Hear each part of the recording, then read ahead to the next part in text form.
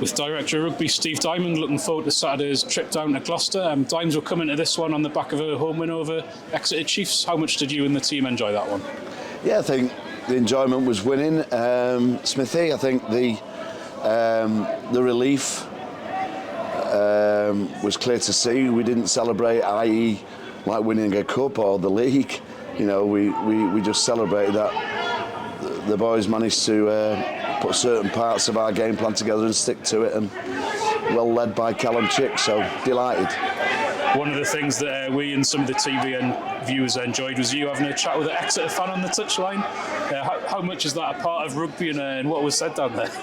Well, it's quite light-hearted banter. He thought we were deserving our lead, and he offered to buy me a pint after the game if we won, which he did. Happy days. So moving into the game against Gloucester, I mean, you've spoken to the players this morning.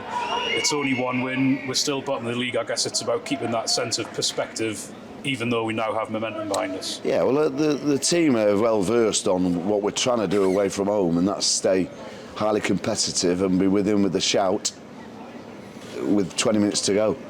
And that being in with a shout means in bonus point range, 7 points. If you're 7 points away from home with 20 to go, you can win it. And that's when we're highly competitive. I suppose the good thing is there's still so much room for improvement. What would you see as the main work-ons from last week? Well,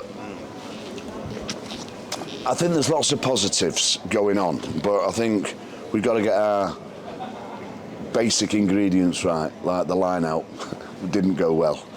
And that's got to be right. We're not going to be a competitive team if every other time we throw the ball in, we can't win it. And that sounds like I'm labouring the point, but the forwards know I expect that as a staple of what they do. And keep improving our defence. And when we've got the ball, take our opportunities. Now, I think we did that well at the weekend. We had to win ugly, and we did. And I thought, you know, if there's anybody on the team who stood out, you know, when there was many of them, but you know, the coolness of Ethan Grayson to drop that goal, and I think you remarkably told me the last time a drop goal was done by the Falcons was 12 years ago. It really enabled the team to get confident in that game, because it took us to 2 scores, which, as you know, when you're away from home, that's what you don't want. And you know, fair play to Exeter. They get a lot more respect than we've got recently. You know, they're in a similar transitional period of trying to run the business in an efficient, solvent way. And many players have left their squad, and Rob's building a new young squad. So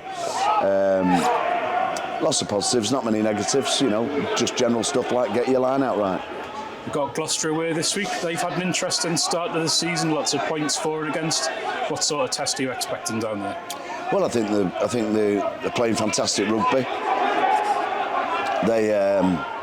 They've been lucky to lose a couple of games, and they could be up there with the top 3 or 4 at the moment. So, daunting task for us. We're training well yesterday and today. We've got another session on Thursday, and then we'll go and give it a crack. We've got a supporters club bus going down there, a few Falcons fans. I hear you're very popular at Kingsholm. Are you expecting some friendly chat from the shed? Probably the best place to go in the league, I think.